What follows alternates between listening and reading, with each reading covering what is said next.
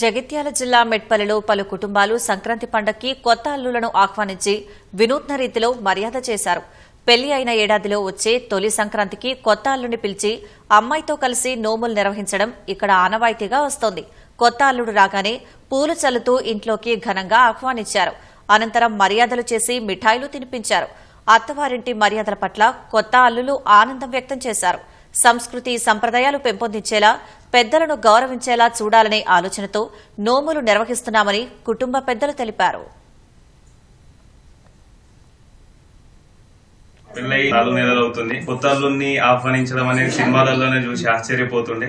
ఏదో నేను నార్మల్ గా ఇంటికి వచ్చాను, కాకపోతే వాళ్ళ ఆహ్వానాన్ని చూసి నాకు కూడా ఒక ఆశ్చర్యం అయిపోయింది. ఆ ఆశ్చర్యంతో నాకు కూడా మాటలు రావట్లేదు. ఇలా సంక్రాంతికి ఈ నోములు ఇవన్నీ చూస్తే సినిమాలో చూసినట్టుగానే అనిపిస్తుంది. పెళ్లి నోముకి మెయిన్ గా ముఖ్యంగా లాలి గౌరమ్మ, బృందావనం అవన్నీ నోపిస్తారు. హిందువుల సాంప్రదాయంగా ప్రకారంగా ఏదైనా పద్ధతిగా ఉంటుంది కాబట్టి దాని సందర్భంగా మేము సరస్వతి నోము అనేది ఒకటి నోముతున్నాము.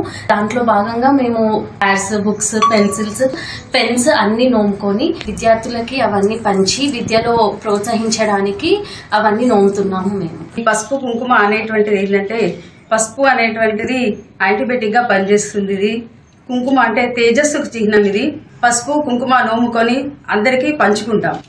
ఎందుకు అంటే చిన్నప్పటి నుండి పిల్లలకి అలవాటు కావడం పంచడం అనేటువంటిది. పెళ్లి నోము మొత్తం 110 వెరైటీస్ ఆఫ్ పెళ్లి నోములు అవుతున్నాయి. మా సైడ్, మా వైఫ్ సైడ్ మొత్తం అందరు కలిసి ఒక మంచిగా కంబైన్డ్ గా మంచిగా గ్రాండ్ గా సెలబ్రేట్ చేసుకుంటున్నాం. ఇది స్మాల్ పెళ్లిలా ఉంది, చాలా సంతోషంగా ఉంది మొత్తం అందరితో సెలబ్రేట్ చేసుకోవడం.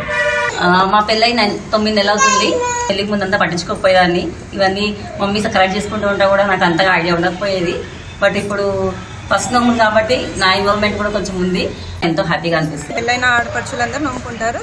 ఈసారి మంగళవారం రావడంతో సుమంగళి గౌరి, అష్టలక్ష్మి గౌరి, సుమంగళి నోము, మంగళ గౌరి నోము, శ్రీ గౌరి నోము, పోచమ్మ జల్లెళ్ళ నోము అని మంగళవారం రావడం వల్ల చాలా వెరైటీ టైప్స్ ఆఫ్ నోములు నోముకోవడం జరిగింది.